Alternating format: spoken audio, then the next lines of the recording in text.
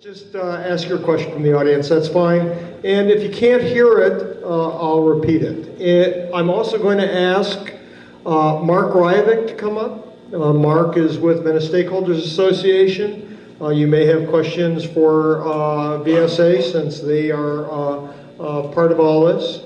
I'm going to ask Mike Newhouse to come up. Mike was the president of the Venice Neighborhood Council when much of the history of OPDs took place, so you may have questions that Mike will be able to answer.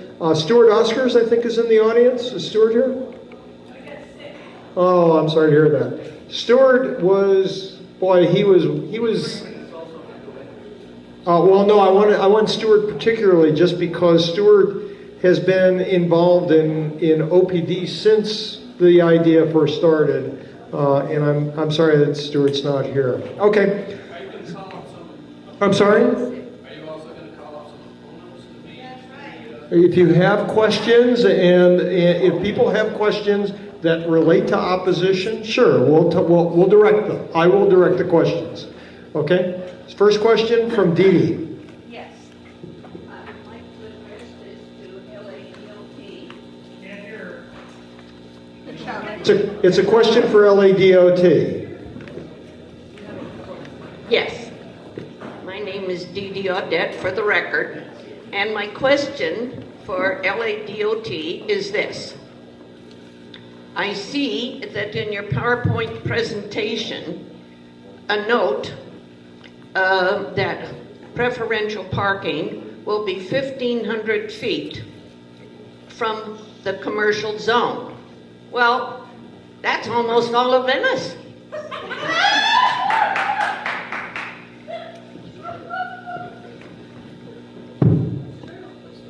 Is there a question?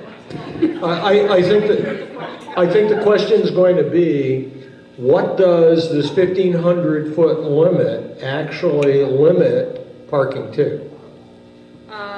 At this point, there is a discussion of having the impact area for a preferential parking district be 1,500 feet from commercial areas because they are the ones impacting the surrounding residential streets.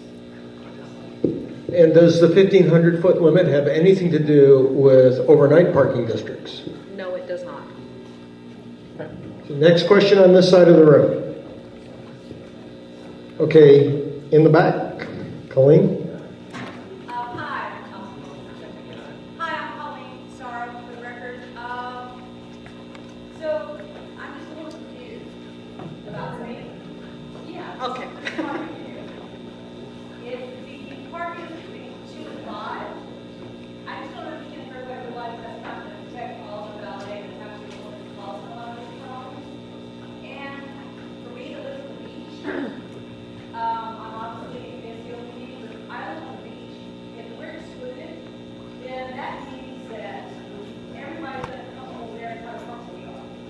If there's a certain amount of stuff that happens, that's not going to go to the And I don't know if anybody realized that's going to really impact the beach. Unless I have to. All right.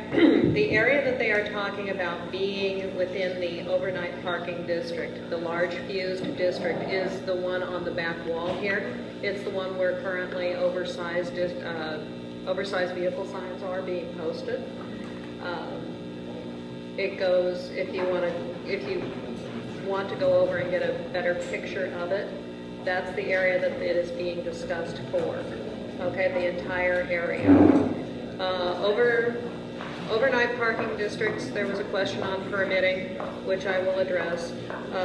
Permits have limitations. They are limited to you're going to be able to use a permit within this entire district, okay? There are 3 types of permits. A resident permit, which is an annual style permit. It is assigned to a specific vehicle. It does not move vehicles, and it allows for parking anywhere in the district, as do daily guest permits. Visitor permits as well under this type of district would be available for parking anywhere within the district. They have different parking rates. The resident permit is $15 per year. The visitor permit is $10 per each 4 months. There is a limit of 2 of those.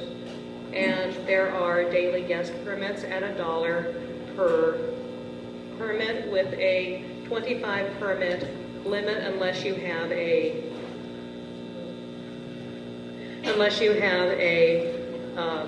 letter from the council office allowing you to get more.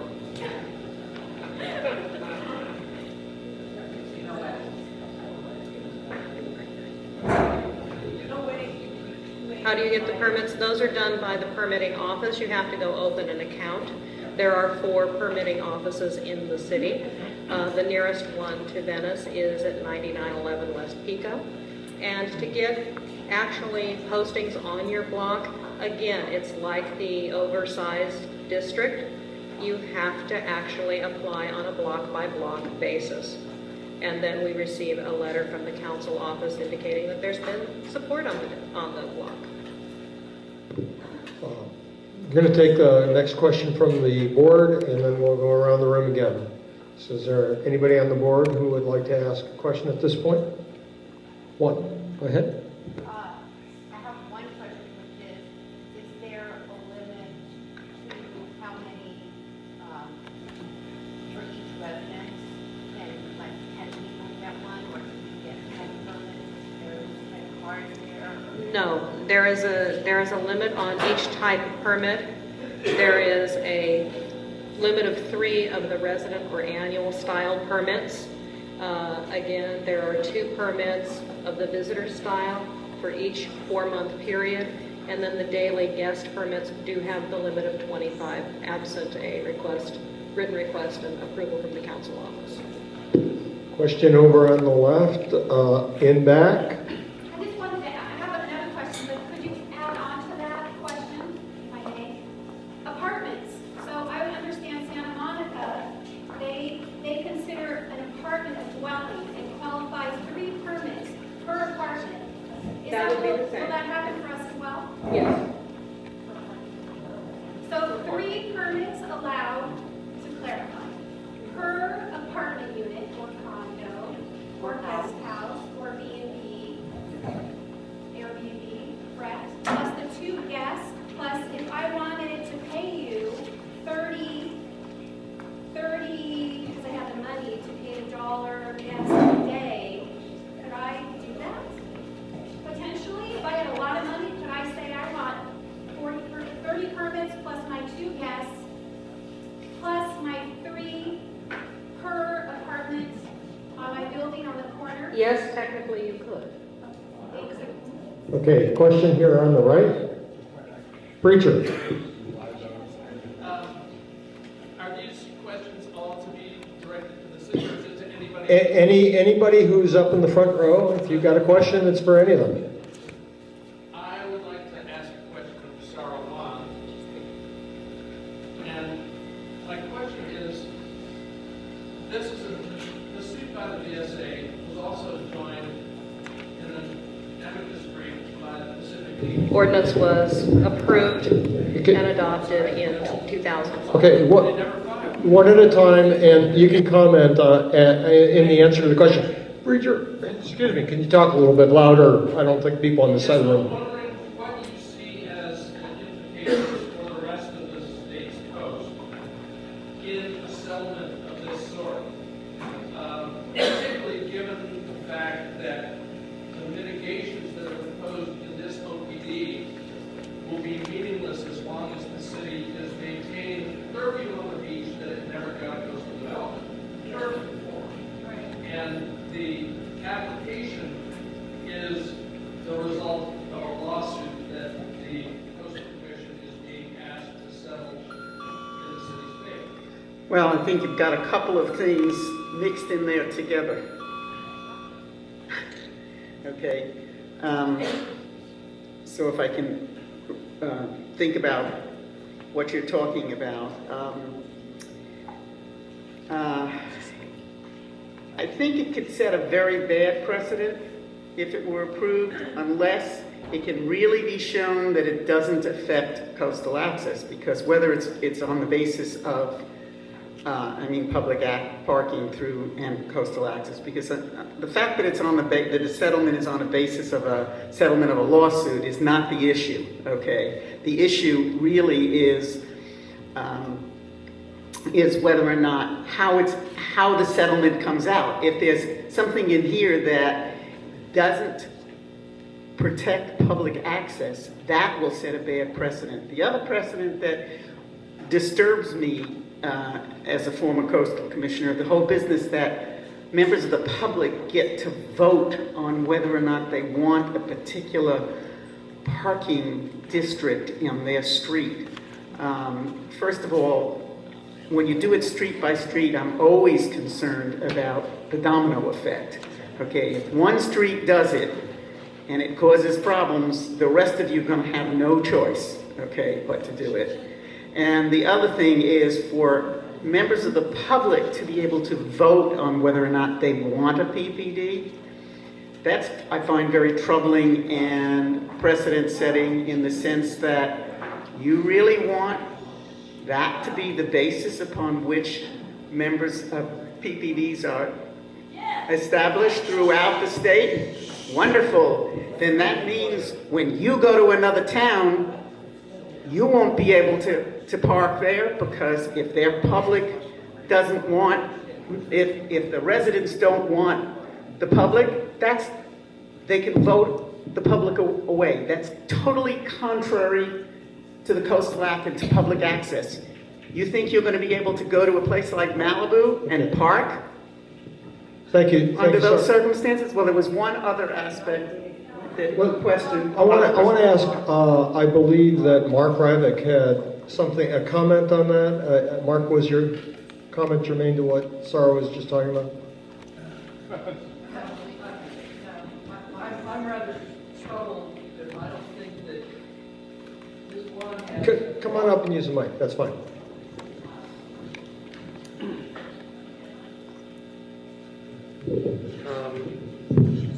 Ms. Wan has raised the issue of whether the mitigations will be adequate to provide public access to people coming from other cities. And I appreciate that concern. And I think that DOT has bent over backwards this time to produce a plan that will provide the level of access that I think that if you were looking at it again, and you indicated that you had not studied this in any detail, that it might pass muster with you. And I would just like to re-emphasize that you said, one, that it needs not to be something that's promised, but it needs to be something that's in place now. And what the DOT has proposed to do is to take several parking lots, not the one at Main and Rose that was such concern at the last hearing, but other parking lots, particularly the long one along the median, which now closes at 11 p.m. and does not open again until 8 a.m. And to open it at, I believe, 4 a.m., if I'm not mistaken, Yadi. That's a huge parking lot. From the library all the way down to Pacific, that is now not available to any visitors coming early in the morning. It will, under the settlement terms, it would open, and that's hundreds of spaces. The other issues I think you have to look at, we're not looking at daytime preferential parking. We are looking at the hours of 2 a.m. to 5 a.m. The actual exposure, the number of fishermen, joggers, cyclists that want to come at that hour is really de minimis. Even if the beach were open at that hour, I would argue that it would be de minimis. The other point is that the new part of the mitigation that was not before your commission last time is a certain number of metered spaces, which is where the city's 2008 study found that there were hundreds of spaces that were available early in the morning because people are at the restaurants, they're walking the boardwalk, and then they go home, they take their cars, and those spaces are open. Those spaces would never be allowed to become restricted.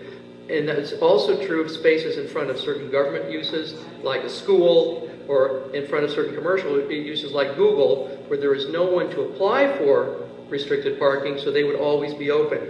So the total number, and I think Yadi can answer this, is somewhere in the range of 550 spaces that will be constantly and perennially in the future available to early morning visitors. Okay. So that we try to be responsive to the Commission's legitimate concern about access. Okay. Thank you, Marc, for letting me Let's speak to this. Yeah, I think we have questions from the board next. Just one quick follow-up on that, and that is, this is exactly what I'm saying, is that the commission is going to do an analysis to see if what you're contending is accurate, and if in effect, and I'm not taking a position one way or another on this particular scheme, but this scheme you need to prove that it does not impact coastal access, that those spaces that are taken up at night on a priority basis for residents will in fact be available in the mornings. Thank you, Sarah. Okay, do we have a question from the board? No comments, just questions. Question from the board. Just because, Mike, you were there when this all went down, right? And just to get a better understanding of that process, because there was a vote, correct? And just if you can give a little history about what happened as far as the Venice Neighborhood Council and the vote in Venice on this issue, the OPD issue. Yeah, I think, use the microphone. So the question was, can Mike talk a little bit about the vote that took place in Venice in 2008, I think it was. 2009. 2009 was it? Okay. Yeah. So a lot of you remember what happened, and I guess what I'll do is I'll handle just the referendum, as we called it, vote, and then if people have expansive questions from there, I'll do my best to answer them. But long story short, after there was an OPD committee, which started back in 2006, Steve was on it, Stuart Oscars was on it, I was on it. A position was brought to the Venice Neighborhood Council to ask the city for these overnight parking permit districts, and that was in fact done. Subsequent to that, there was a task force once I became president. This all started, by the way, in 2006, before I was president, when I was just on the board. Once I became president, we put a task force together to look at this issue, among other related issues. There was a lot of debate amongst the board on it. There were different ideas about what should happen and what shouldn't happen, and what the board decided to do, and I think it was a good move at that time, was to say, look, we as the board are not simply going to vote on this and take a position on it. We're going to use a tool which we have is to bring a vote directly to the community. So what we did is we organized a vote on a Saturday. It was a Saturday at the Venice Public Library. It was 6 hours long, I want to say, if I have that right. I think it was a 10 to 4 p.m. type of vote. We kept it as inclusive as we possibly could. We had the library for that whole day. And what it was two competing referendums, so to speak. One was to make the issue easy, folks who were in favor of overnight parking districts. Short motion essentially saying we in Venice support overnight parking districts and our ability to get them. The other was a competing referendum by folks that were opposed to having the ability to get overnight parking districts in Venice. That was also very short and to the point, and it was on the referendum. Then we invited the entire community. If you were a stakeholder in Venice, at that time it was live, work, or own property. There's no factual basis at the time. To come to the library on that Saturday and to vote which way you wanted it to go. We did have that vote happen. It, again, ran as long as anybody there wanted to vote. There were lines around the block for it. You could either say that's because over 1,000 people voted, or you could say because we didn't realize how many people would vote and it wasn't staffed well enough. There are people on both sides of that issue. But in any event, people waited. They dedicated themselves to voting in it.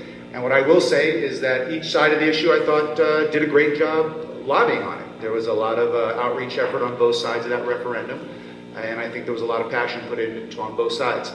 And at the end of the day, the votes were all counted, and roughly, people can correct me if I'm wrong, my memory is that about 59% of the vote was in favor of having the ability to have overnight parking districts, and that carried the day. And what that became was the position of the Venice Neighborhood Council. What we simply did with that vote is I, as the president, forwarded off to anybody relevant, including the Coastal Commission, the city, Councilman Rosendahl, et cetera, saying, attached are the results of the election, attached is the language of the two referendums, this is how many votes there were, this is the position of the Venice Neighborhood Council, and to the best of my knowledge, I don't think anything subsequently has ever changed that. There has been no subsequent vote either on my council or a subsequent council that has changed at least the position as to the wording of those two referendum. I don't know if anybody has the wording in front of them, if anybody cares. I don't have it committed to memory, unfortunately. One of the exhibits online is a little news article on the vote that was run in our Venice newspaper. There was also, I think, the wording of both motions is also online. So if you want to look at that, go to the page announcing this meeting, and there's a link online for that. On this side of the hall, Nick? I'm sorry?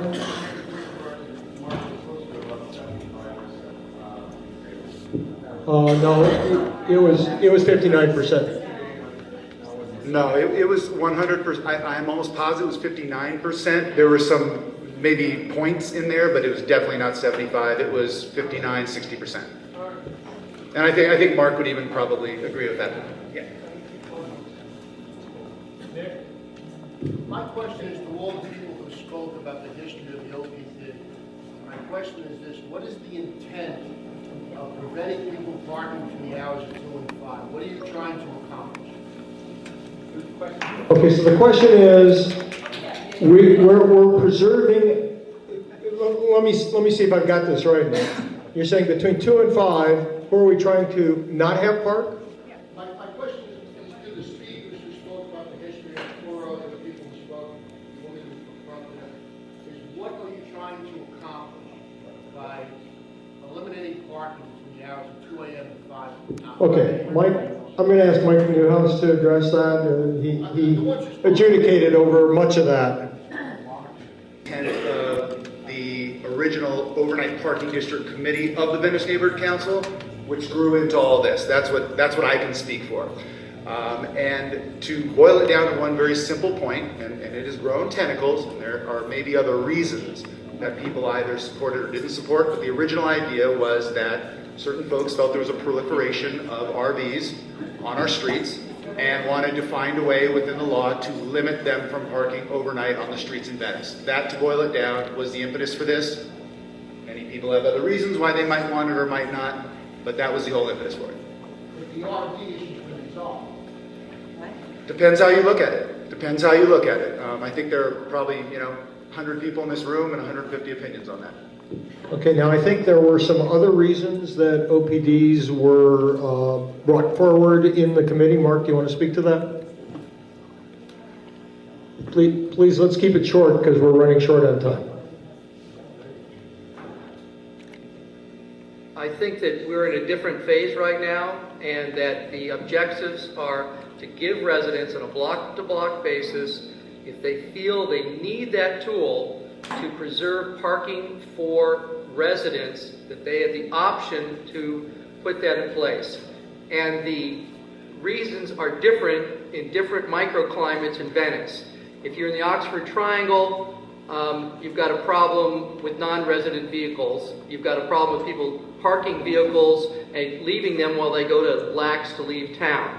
If you're down on Windward, right next to the Windward traffic circle, you've got a proliferation occasionally of people living in their vehicles, and it's a very tight parking environment. If you go down to Brooks or Westminster, you actually find vendors who have staged vans there 24/7 and use them as storage lockers. If you go into Stuart Oscar's neighborhood in the in the President's Row area, you still have a significant number of RVs and campers there, and so I'm basically, this will give a choice for those blocks, if they want to put this in, to be able to hold the parking for the residents. And it's entirely voluntary, and it takes a 2/3 vote, and that seems to be lost in all this, and also the fact that there's such a low exposure that the number of people coming at those hours is de minimis. Thank you, and I want to repeat that one point, and then I'm going to I think there was one more comment on this, but use of the OPD tool is voluntary on a block-by-block basis. if the residents of a block have a situation that they want to resolve, whatever that situation is, if the OPD fits as a tool to resolve it, that's what it's there for. Okay, Steve Friedman, did you say you had something else? You were on that original committee. Were there other reasons? Let's just talk about that. Are there other reasons that OPDs were brought forward as a solution in Venice? Actually, with all due respect to Mike, I just said this to him. I think that the need was much broader than that. I think that it related to the fact that in various neighborhoods in Venice, the residents have a hard time finding a parking place to park when they come home at night. I mean, to a point where people are afraid to, in some neighborhoods, to drive away and go someplace at night because they don't think they'll be able to park anywhere near their house when they come home. And some of the things that Mike may have mentioned, more specific and narrow, I think it was broader than that. I think that was the overarching reason that there was a perceived need for an aid there. Thank you, Steve. Okay, Jim Mears, I promised I would call. So my question is for the folks at the front who didn't speak clearly on. First of all, history always plays into parking, it seems like, because back in 1904 or 5, when Venice was created, beach access and parking problems off the street wasn't an issue. So here we are in 2013, and we're starting to take into account 351 parking spaces.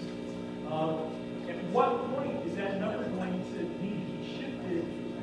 And the reason that I'm asking that is because since the early 80s, there was an interim control ordinance, and this is for Jane. There was a requirement that all development, commercial development, provide beach impact zone parking. And that parking has gone uncounted. And I can identify for you today, right now, right here, if you want to hear it, 351 parking spaces that have been created since the coastal act came into effect. At what point is the city going to stand up and count the parking spaces that they've been pushing on to developers for all these years and never included as part of the parking count that's become new created public parking? Okay, so is that a question for Jane? If you want to look at that. Jane's saying what? maybe it's a better question for Arturo. Mark, one last point. The parking lots that were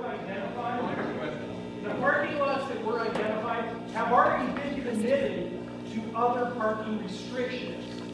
When are we going to hear about the other restrictions that the Coastal Commission has already ruled on when it comes to the newly conceived of game plan when those parking spaces aren't being counted today? Okay. Arturo, anywhere you want to help out, help out. Well, Jim, you were gracious enough to suggest I would know the answer. I'm so sorry. I'm trying to ask you this question so you can look into it. I know you don't have the answer. Very good. We're happy to look into it. And of course, I'd have to work with Arturo and Tamara, and we'd have to research and so forth. I know that, and the community knows, that you guys have been waiting a long time for solutions. There won't be one magic bullet. I just know that communities need multiple tools. So the idea here is this one of the tools that you need? And that's why we're here. Okay, so Jim, what I'm going to ask is for, let's follow up on that, Arturo and Jane and Tamara, if you guys could put your heads together and maybe provide a better answer for Jim's question. Question up front, you already asked, so. So actually, Mark, since, or it's for LA Doc, but if this is a tool that the neighbors can actually use to solve the community parking problems, is this something that gets imposed on all of the neighborhoods and then by the 2/3 vote we eliminate it, or is something that we need to request in order to implement it? Arturo, I think that's yours. Yes, it would be something that would be requested, and then similar to the process for oversized vehicle ordinance, where anyone can email or call the office, that individual will be immediately provided with a petition so they can start that process. Okay, we're going to the left side of the room. You have had your hand up the longest that I've seen. You?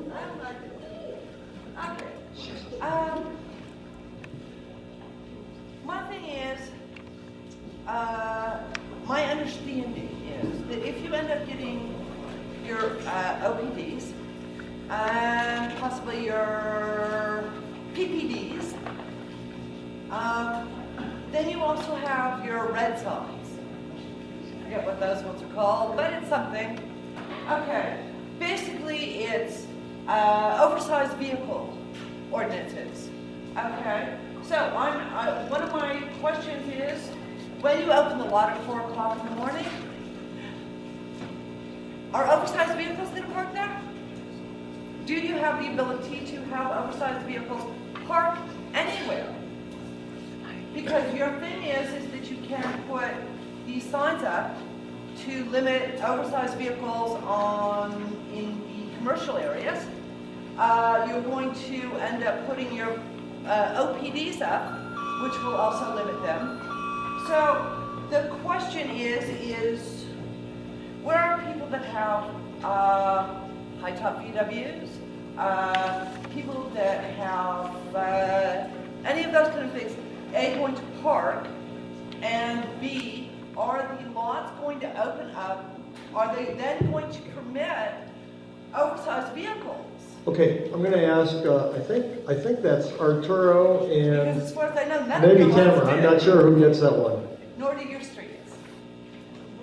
Which one of you wants to take it?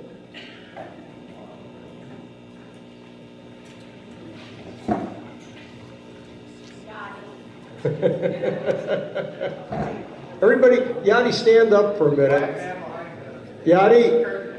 Yadi is responsible for much of what we've been talking about tonight as the modification for the overnight parking districts is going to go before the Coastal Commission.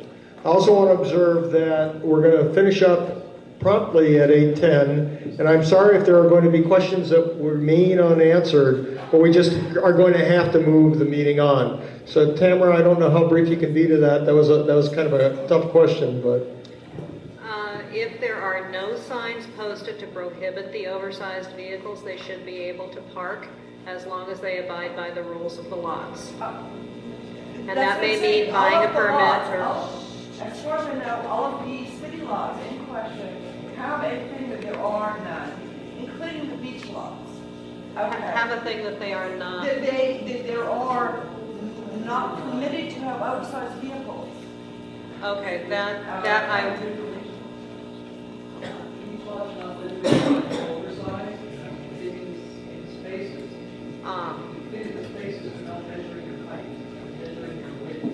Okay, that I understand. So basically, if you've got a space demarcations. No, I specify oversized. I did not specify overlight. Oversize is defined as both. Okay, but you're right. Either. I misspoke. Yes, the oversize is either a certain height or a certain length. Now, if your vehicle fits within the space, that's no different than if it was at a meter. It would have to fit within the space markings. Okay, but that's a different issue.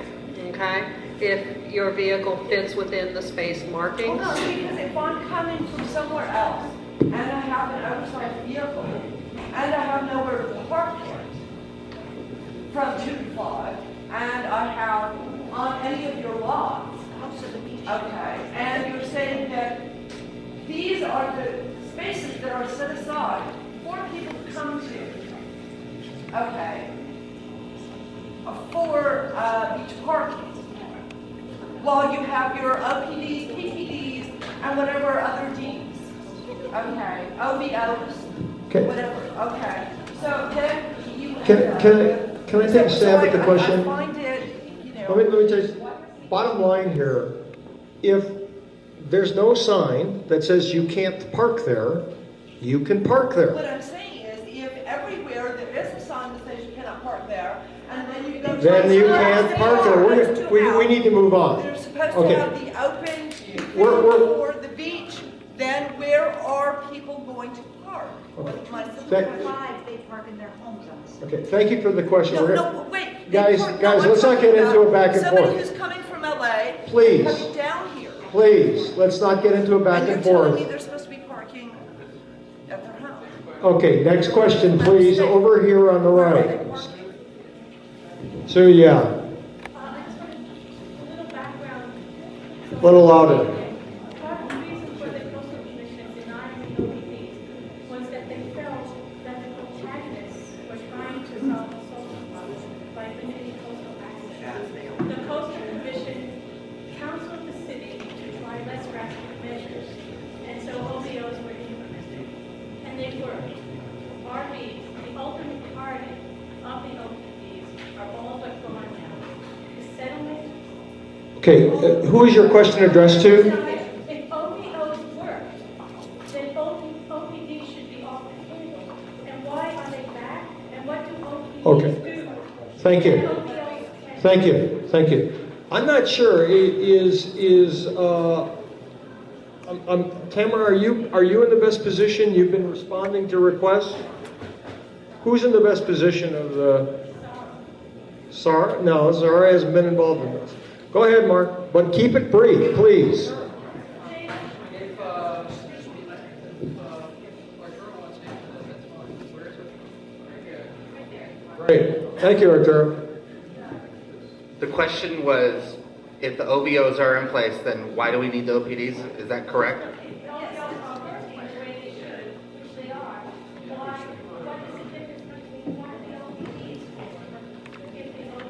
Well, that goes back to that general question, and just speaking for the council member in particular. For the council member, it is a fairness issue.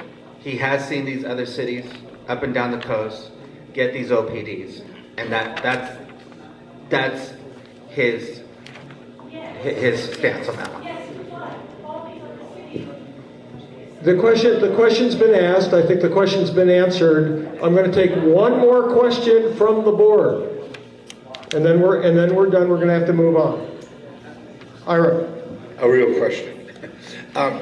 So if the OVO is in place on your block, and then you get an OPD, do the OVOs come down so you could get a permit for someone visiting you in an RV? Arturo, could you want get to a take guest that? permit? Why are you asking this of a private person? Why don't you Exactly. I think that's a question. I don't know, rather than an opinion. Well, first of all, he didn't direct it to anybody, he asked it and somebody responded. Okay? Tamara, you got it? I do. No, the oversized signs do not have to come down to be replaced by OPD signs, if that was your question. What if the OVO is there? Then your block says, oh, we can do OPDs. You do an OPD. Do the both signs now stay up? That was my only question. Yes. So you could not buy a guest pass for someone visiting you in an oversized vehicle? Yes, you could. As a resident of the block, you could. Okay, thank you. So we're going to have to move on, folks. I'm sorry, we're short on time. We've got a lot. Excuse me. I'm sorry. And that's why Linda is not here. That's why she had to walk out. Because Here's the deal, guys. Here's the deal. I understand that there's lots of questions. I understand this is a heated issue. Unfortunately, we have limited time at a board meeting to deal with all this. We've committed over an hour on it already. We're going to move on. If you have additional questions, we can agendize those questions for the next meeting. If you have questions that you'd like to put in writing, we'd be happy to submit them to the people who spoke today and get them answered for you, and we'll publish them on our website. So for right now, we'll see what kind of questions we get. We're going to move on. We're going to move on. And so I know that a lot of people came just for this issue. So while people are leaving, we're going to take just a very short recess and be right back here in 5 minutes.